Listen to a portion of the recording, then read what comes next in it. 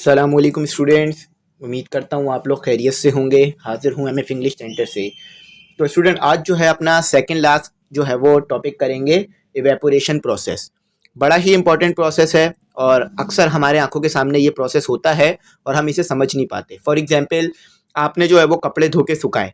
अब वो कपड़े सूखे किस तरह से, यानी उसमें से पानी गया कहाँ। इसी तरह से आपने ज़मीन पे पानी फेंका लेकिन आपने साफ़ नहीं किया, फिर भी वो पानी गायब हो गया। तो ऐसी कौन सी कुव्वत है, ऐसी कौन सी चीज़ है जो इन चीज़ों को सुखा रही है या पानी को उड़ा रही है, यानी पानी को वेपर बना रही है। हमें पता है ना इवेपोरेशन का मतलब क्या होता है, पानी का जो है वो गैस बनना, यानी लिक्विड का गैस बनना, भाप बन जाना। तो ये कैसे होता है, तो आज जो है इसको हम डिटेल में डिस्कस करेंगे। तो अगर आप ग्रुप में ऐड होना चाहें तो व्हाट्सएप पे कांटेक्ट कर लीजिएगा। ग्रुप में ऐड होने की फ़ीस साल में एक बार पे करनी है, जिसमें आपको नोट्स और वीडियो लेक्चर और गैस पेपर, मॉडल पेपर, तमाम चीज़ें मिल जाएंगी। नोट्स 4 बन गए हैं, इंग्लिश, फिजिक्स, उर्दू, इस्लामियत, और एक नोट्स की फ़ीस हमने 100 रुपीज़ रखी है। ठीक है, तो आप कांटेक्ट कर लीजिएगा, आपको बाकी डिटेल जो है वो व्हाट्सएप पे पता चल जाएंगी। तो चलें इवेपोरेशन प्रोसेस को डिस्कस करते हैं। देखें यहाँ पे लिखा हुआ है कि it is our common observation that wet clothes से मतलब गीले कपड़े, dry in sun due to the evaporation. तो देखें आपने ये अक्सर देखा होगा कि आप जो है वो कपड़े धो के सुखाते हैं वो सूख जाते हैं। वो कैसे सूखते हैं कि सन की जो लाइट है, यानी सन से जो आने वाली हीट है वो लगती रहती है कपड़ों पर, और कपड़े जो है वो सूखते रहते हैं, और उसके अंदर जो पानी होता है वो वेपर्स बनकर उड़ता रहता है। अब इसके पीछे की पूरी साइंस है जो कि यहाँ पर आपको समझाया जाएगा। एक बात मैं आपको यहाँ पर जो है वो इजाफी बताऊं कि ये हम पीछे पढ़ चुके हैं चैप्टर 8 में। तो चैप्टर 8 में सिर्फ हमने इसकी डेफिनेशन पढ़ी थी और इसको थोड़ा सा देखा था, लेकिन यहाँ पर इन डिटेल समझेंगे कि आखिर होता है तो क्यों होता है।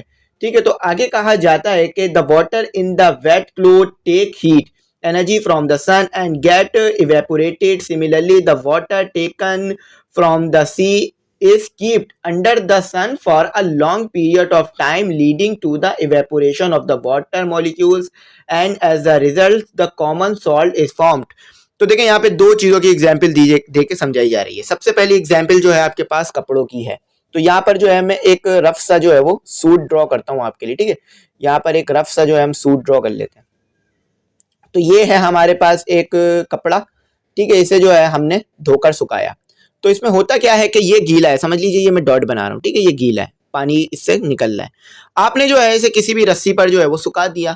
तो सन से जो लाइट है, ये हमारे पास सन है हमारा। ठीक है, सन सोर्स, एनर्जी का सोर्स। ठीक है, और इससे जो एनर्जी मिलती है वो आप जानते हैं कि वो जो एनर्जी होती है वो रीन्यूएबल होती है, यानी बार बार आपको मिलती है। अब ऐसा तो नहीं है कि सन से आने वाली एनर्जी कभी कभार खत्म हो जाती है या रुक जाती है। जब तक दुनिया है सन से आपको एनर्जी मिलती रहेगी। ठीक है, तो यहाँ से जो है आपके पास सन से जो है आपके पास हीट आई। ठीक है, हीट आई। ठीक है, फोटोन्स आए। अब ये जो हीट आ रही है ये इस कपड़े से टकराएगी, और कपड़े से जो है वो टकरा कर, ठीक है, कपड़े से टकरा कर यहाँ पर फिर ये क्या होगा, आसमानों में इस कपड़े से वेपर्स निकलने लग जाएंगे। अच्छा, आप इवेपोरेशन के प्रोसेस को अच्छी तरीके से जानते हैं। मैं पहले भी बता चुका हूं कि इवेपोरेशन के प्रोसेस में आपको कोई खास हीट नहीं चाहिए होती है वेपर बनाने के लिए। अगर कभी जो है वो रोशनी कम आ रही है सन से, फॉर एग्जाम्पल जिस तरह कभी कभार आप देखते हैं ना बादल निकले हुए होते हैं, लेकिन फिर भी अगर बादल निकले हुए आप कपड़े सुखा दें तो फिर भी आपके कपड़े सूख जाते हैं अगर बारिश ना हो तो। ऐसा क्यों होता है, क्योंकि कभी जो है वो बादल में से धूप आ रही होती है, कभी नहीं आ रही होती है, तो हल्के हल्के धूप करके मिलती रहती है और हमारे कपड़े सूखते रहते हैं। अब फॉर एग्जाम्पल किसी दिन ऐसा होता है कि आपका पूरा दिन जो है ना बारिश तो नहीं होती लेकिन बादल छाए रहते हैं, होता है अक्सर, आपने देखा होगा एनवायरनमेंट इस तरह का। तो उस कंडीशन में भी अगर आप कपड़े सुखा दें तो आप देखते हैं कि बहुत ही देर में सूखते हैं, यानी गीले ही रहते हैं, सूखते भी नहीं है कभी कभार, या बहुत देर में सूख रहे होते हैं। तो क्यों होता है, सन से रोशनी नहीं आ रही होती। तो जब भी आपने अक्सर बड़ों को कहते हुए सुना होगा कि जहां पर धूप आ रही है उस तरफ कपड़े सुखाओ, कि जहां पर धूप होगी वहां पर कपड़े सुखाएंगे तो ज्यादा जल्दी सूखेगा, क्योंकि सर से जो हीट आ रही होगी वो कपड़ों पे लगेगी और कपड़ों में जो आपके पानी होगा वो वेपर्स बन के उड़ जाएगा। तो ये जो नीचे गिर रहा था ये लिक्विड फॉर्म में था, ठीक है, और ये जो गया ये गैस फॉर्म में गया। ठीक है, तो इस तरह से ये पूरा का पूरा काम हुआ। और इसी तरह से फिर अगर जमीन पे पानी पड़ा हुआ है या समंदर में पानी पड़ा हुआ है तो आप देखते हैं कि आप समंदर के किनारे जाते हैं तो समंदर किनारे से पहले, यानी समंदर की लहरों से पहले, आप देखते हैं कि सॉल्ट सा फैला हुआ होता है बीच पर। वो क्यों होता है कि पानी आता है और भाप बनकर उड़ जाता है और वहां पर नमक रह जाता है। अब ये प्रोसेस होता किस तरह से है, सन की वजह से हो रहा है, ये तो हमने समझ लिया, लेकिन इसके पीछे की और डीप साइंस क्या है ये हम आगे इसमें बताया जाएगा। The process in which the water change from liquid to gas और vapour from its known as evaporation. अच्छा, इवेपोरेशन में याद रखिएगा कोई खास टेम्परेचर नहीं चाहिए होता आपको। ऐसा नहीं चाहिए होता कि आपके पास से जो सन से जो हीट आ रही है उसका जो टेम्परेचर है वो अगर 50 सेल्सियस होगा तो ही कपड़े सूखेंगे, या अगर जो है वो 40 सेल्सियस होगा, 30 सेल्सियस होगा तो कपड़े सूखेंगे। इवेपोरेशन किसी भी टेम्परेचर पर हो जाती है, ठीक है। हाँ, टेम्परेचर के कम ज्यादा होने से फर्क तो पड़ता है कि अगर टेम्परेचर ज्यादा है तो जल्दी कपड़े सूखेंगे, पता है ना आपको, अगर टेम्परेचर ज्यादा है तो कपड़े जल्दी सूख जाएंगे, टेम्परेचर कम है तो कपड़े देर से सूखेंगे, लेकिन दोनों कंडीशन में सूखेंगे, यानी इवेपोरेशन होती रहेगी। अगर टेम्परेचर ज्यादा है तो इवेपोरेशन ज्यादा होगी, अगर कम है तो कम होगी, लेकिन दोनों सूरत में इवेपोरेशन होगी, इसका प्रोसेस होगा। इवेपोरेशन के प्रोसेस करने के लिए टेम्परेचर की जरूरत नहीं है। तो यहाँ पर क्या लिखा हुआ है, इवेपोरेशन वो प्रोसेस है जिसमें जो है आप वाटर को गैस बना देते हैं, या वाटर जो है वो गैस बन जाती है और वेपर्स बन जाते हैं। वेपर्स यानी स्टीम, स्टीम में जो उबाल आते हैं ना उसे हम वेपर्स कहते हैं। अच्छा, ये बात याद रखिएगा कि बॉइलिंग जो प्रोसेस है हमारे पास, बॉइलिंग प्रोसेस वो भी सेम है, उसमें भी आप यही करते हैं कि लिक्विड को गैस बनाते हैं। अब पहले तो हमने इवेपोरेशन पढ़ा और बॉइलिंग पॉइंट अलग अलग पढ़ा था, लेकिन वहां पर बच्चों को डिफिकल्टी हो सकती है कि सर इवेपोरेशन और बॉइलिंग पॉइंट में फर्क क्या है, क्योंकि काम तो दोनों का एक ही है ना, ठीक है, तो फर्क तो करना पड़ेगा कुछ, तो फर्क अब यहाँ पर करते हैं हम, ठीक है। ऐसा होता है ना कि हम मोबाइल ले रहे हैं एक ए कंपनी का, कोई भी एक कंपनी का लीजिए, और एक मोबाइल ले रहे हैं बी कंपनी का, लेकिन ए कंपनी का वही सेट जो है वो सस्ता है और बी कंपनी का सेट महंगा है। क्यों? क्योंकि उसके अंदर फीचर ज्यादा हैं, फायदे ज्यादा हैं। फर्क हो गया ना, दोनों सेम मोबाइल है, सेम चीज है, लेकिन फीचर्स के फर्क आने से पैसों में फर्क आ गया, चीजों में। तो इसी तरह से इवेपोरेशन और बॉइलिंग ये दोनों एक ही प्रोसेस है, इसमें इन दोनों में ही जो हमारे पास लिक्विड है वो गैस में जाता है, ठीक है। दोनों प्रोसेस याद रखिएगा, कभी ऐसा नहीं समझिएगा कि लिक्विड जो है वो गैस जो है वो लिक्विड में आ जाती है बॉइलिंग में, ऐसा नहीं है। आपने हमेशा देखा है कि दोनों ही प्रोसेस में लिक्विड गैस बनेगी। फर्क क्या होगा, यहाँ पर आपको 6 डिफरेंस जो है वो डिफरेंस बता दिए गए हैं। सबसे पहला डिफरेंस देखें, और आप जो है ना, आप चाहें तो फिगर 9.5 भी देख सकते हैं, उससे भी हेल्प मिलेगी आपको। पहले मैं ये डिफरेंस समझाऊंगा, फिर आप फिगर खुद ही समझ जाएंगे। देखें, सबसे पहला डिफरेंस क्या है, it take place without supplying having external heat source. तो यहाँ पर क्या कह रहे हैं कि इवेपोरेशन जो है ना वो आपको एक्सटर्नल हीट देने के बगैर भी हो जाएगा। फॉर एग्जाम्पल, यहाँ पर आपके पास एक जार है, ठीक है, ये आपके पास एक जार है, आपको कोई एक्सटर्नल हीट देने की जरूरत नहीं है। अब यहाँ पर जो है ना आपको इवेपोरेशन करनी है, तो जरूरत नहीं है कि आप इसके नीचे कोई फ्लेम लगाएं या इसके नीचे कोई लकड़ियां जलाएं, ठीक है, ये खुद ही हो जाएगा। बस जो है ना, जो ढकना है जार के ऊपर या जो भी आपके पास टप है उसका खुला छोड़ दें, पानी हल्का हल्का करके उड़ता जाएगा। अब बॉइलिंग में क्या लिखा हुआ, it only take place without on supplying external heat source. तो अब आप चाहते हैं बॉइलिंग करना, लेकिन बॉइलिंग में क्या करना पड़ेगा, आपको नीचे आग जलानी पड़ेगी, ठीक है, आग जलानी पड़ेगी। अगर आग नहीं जलाएंगे, एक्सटर्नल हीट नहीं देंगे, तो ये जो है वो वेपर्स नहीं बनेंगे, ये लिक्विड बना देता हूँ, ठीक है, लिक्विड है, ठीक है। तो ये लिक्विड आ गया आपका LIQUID, ठीक है, ये लिक्विड हो गया और ये आपका गैस हो गया, ठीक है। तो बॉइलिंग में आपने एक्सटर्नल हीट देनी पड़ेगी। अच्छा, दूसरा स्टेप लिखा हुआ है, it occur at any temperature below boiling point. तो इवेपोरेशन किसी भी टेम्परेचर पर हो जाएगा, जरूरी नहीं है कि आपको 100 का टेम्परेचर छूना पड़ेगा इवेपोरेशन के लिए। वो जो है वो 5 के टेम्परेचर है, अगर टेम्परेचर 5 है, 5 सेल्सियस है, 10 सेल्सियस है, 15 है, 20 है, इवेपोरेशन हो जाएगी, बस आराम आराम से होगी। लेकिन अगर बॉयल करना है किसी चीज को तो 100 सेल्सियस तक जाना पड़ेगा आपको। It occurs only at certain temperature call boiling point. तो अगर आपको पानी को बॉयल करना है, यानी इसमें वाटर है ना हमारे पास, ठीक है, वाटर आपको पता है तीनों स्टेट में पाया जाता है, यानी सॉलिड, लिक्विड, गैस, तीनों स्टेट्स में मिल जाता है आपको।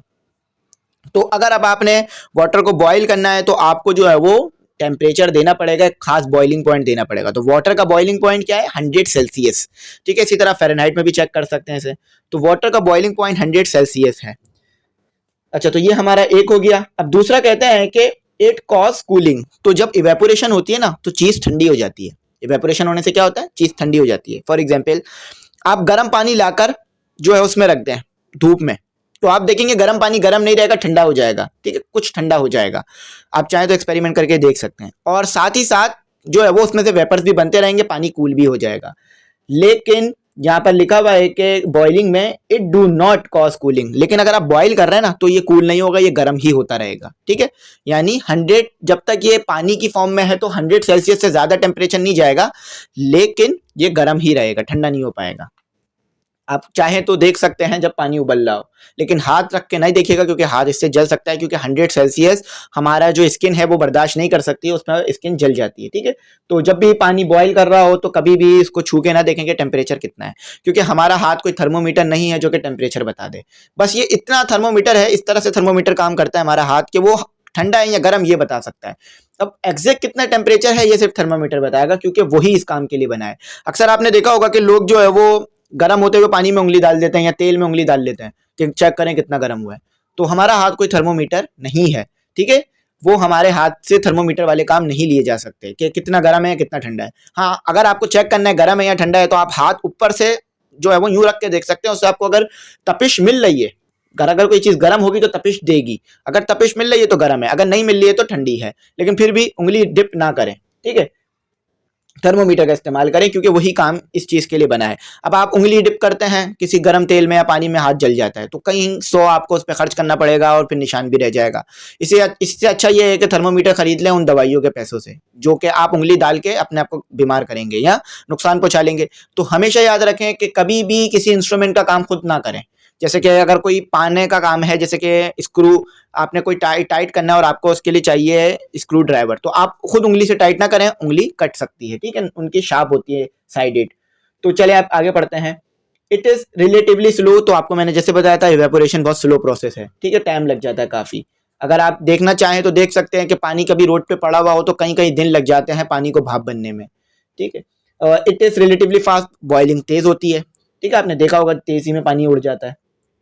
अच्छा, 5 में लिखा हुआ है कि it take place only at the liquid surface, तो ये कब होता है, यानी it take place only at the liquid surface, यानी इवेपोरेशन जो है ना सिर्फ ऊपर ऊपर हो रही होती है, यानी पहले ऊपर वाले जो मॉलिक्यूल्स हैं वो भाप बन के उड़ जाते हैं, फिर नीचे वाले मॉलिक्यूल्स उड़ते हैं।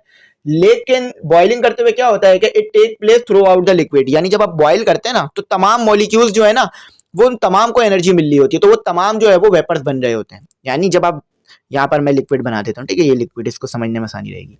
जब इवेपोरेशन हो रहा होगा ना तो सबसे पहले ये वाले लिक्विड उड़ जाएंगे, ठीक है। लेकिन जब बॉइलिंग हो रही होगी ना तो ऐसा नहीं होगा, इसमें क्या होगा, इसमें होगा तमाम मॉलिक्यूल्स उड़ना शुरू हो जाएंगे वाटर के, यानी यहाँ से भी उड़ना शुरू हो जाएंगे, यहाँ से भी, क्योंकि कंडक्शन का प्रोसेस होगा ना, मॉलिक्यूल मॉलिक्यूल को एनर्जी दे रहा होगा, ठीक है, ऐसे होगा।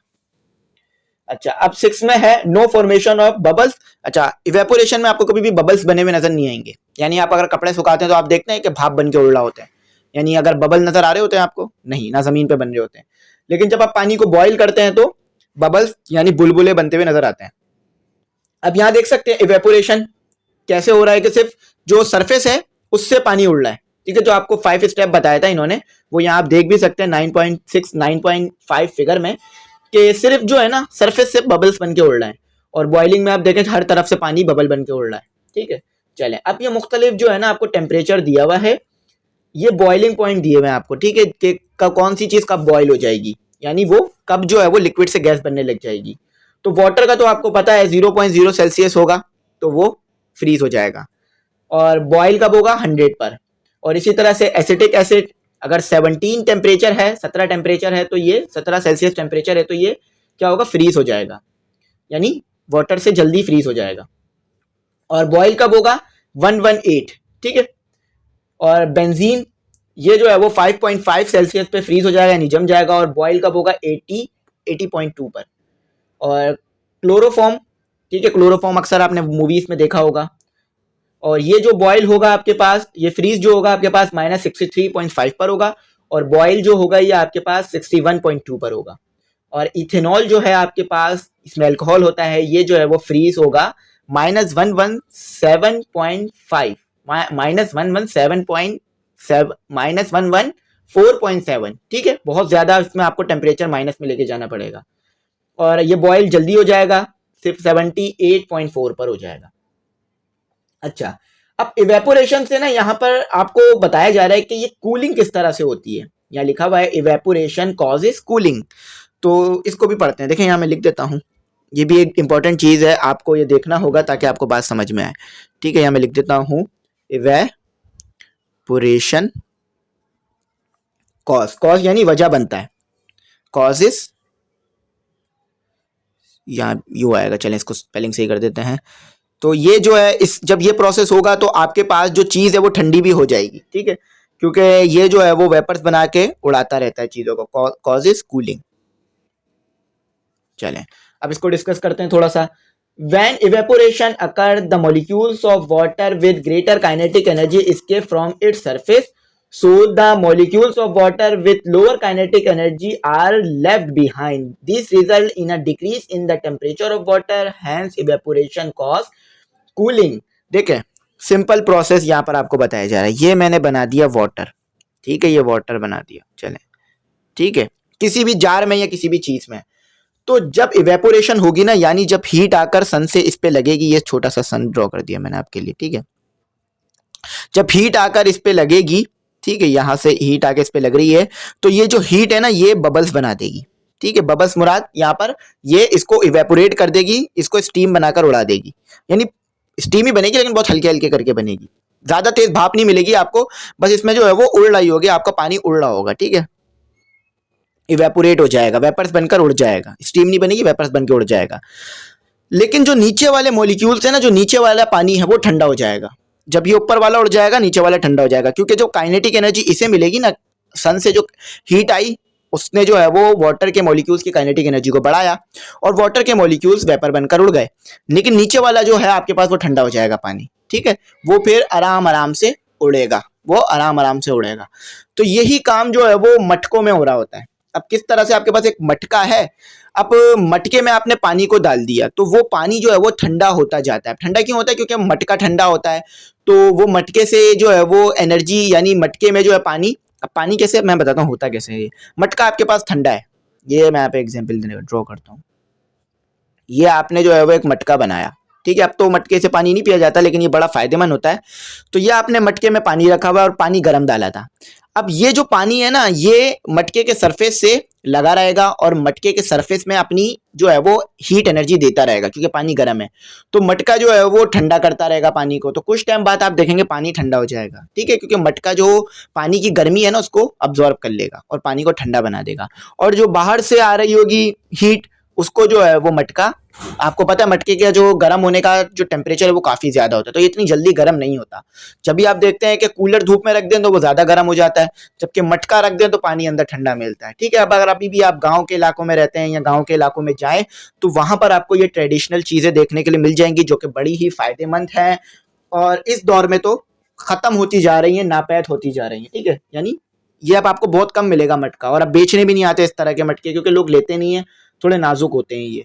तो यही चीज जो है वो हो रही होती है, यही चीज आपको पूरी नीचे भी बताई जा रही है, ठीक है, कि किस तरह से हमारे पास पानी जो है वो, पानी में जो है वो वेपर बनते हैं और इवेपोरेशन का प्रोसेस किस तरह से पानी को ठंडा करता है। एक बार और बता देता हूं कि किस तरह करता है कि हीट्स जो आती है सन से वो मॉलिक्यूल्स को मिलती है, मॉलिक्यूल्स वेपर बन जाते हैं, ठीक है, और नीचे वाला पानी ठंडा हो जाता है। फिर इसी तरह से वो नीचे वाला पानी ऊपर आ जाता है और फिर वो हीट लेकर वो भी उड़ जाता है और नीचे, उससे नीचे वाला पानी वो भी ठंडा रहता है। जैसे कि ये प्रोसेस पहली लेयर के साथ हुआ, पहला लेयर जो है वो वेपर बन के उड़ गई, तो बीच वाली लेयर ठंडी होगी, अब दूसरे उसको भी गर्मी मिलेगी, वो भी वेपर बन के उड़ जाएगी, लेकिन नीचे वाली ठंडी रहेगी, क्योंकि सिर्फ जो वेपर है वो सरफेस पे बन रहे होते हैं, पूरे नहीं बन रहे होते हैं। अच्छा, यहाँ पर जो है आप देखें, यहाँ पे लिखा हुआ है कि some liquid have low boiling point due to which they change from liquid to vapor very easily at ordinary temperature. These liquid are called volatile liquid. तो देखें, वैसे तो आप अच्छी तरीके से ये बात जानते हैं, इतने आप सेल्फ सफिशिएंट हैं कि हर लिक्विड का एक अलग अलग बॉइलिंग पॉइंट है। अगर मैंने बोला है ना 100 सेल्सियस, तो आप समझ सकते हैं कि 100 सेल्सियस सिर्फ एक ही चीज़ का बॉइलिंग पॉइंट है, वो कि वाटर है, ठीक है। ऐसा नहीं है कि 100 सेल्सियस पे तेल भी बॉयल हो जाएगा और मुख्तलिफ चीज़ें बॉयल हो जाएंगी। तो 100 सेल्सियस सिर्फ तेल का बॉइलिंग पॉइंट है और मुख्तलिफ चीज़ों का कम भी है और ज़्यादा भी है। तो ये बात याद रखिएगा, हर चीज़ का एक बॉइलिंग पॉइंट नहीं है।